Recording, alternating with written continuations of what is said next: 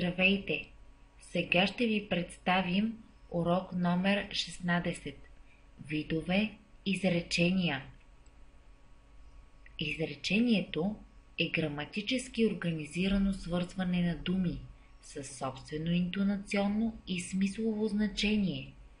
Това е най-голямата граматична единица на езика и най-малката градивна единица на текста. Изречението е и основната структурна единица на текста.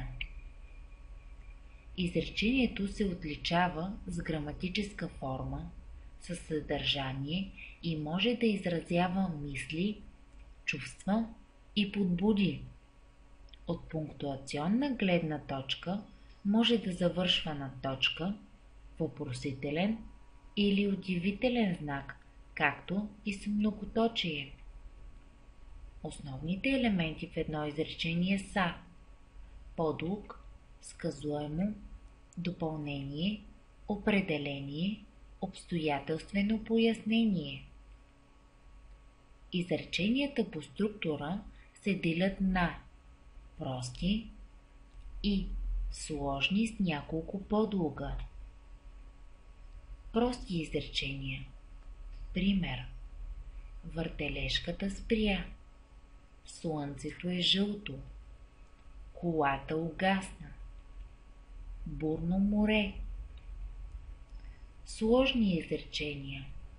Пример: отидох на бързата въртележка, там беше много забавно. Слънцето е жълто и свети много силно.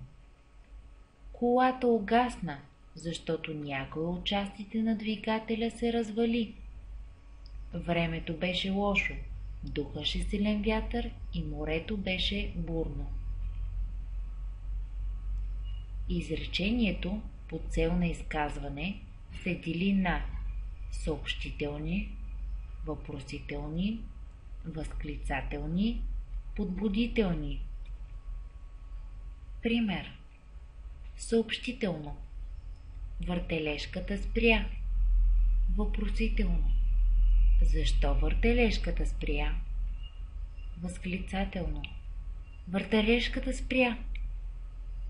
Подбудително: спри веднага въртележката.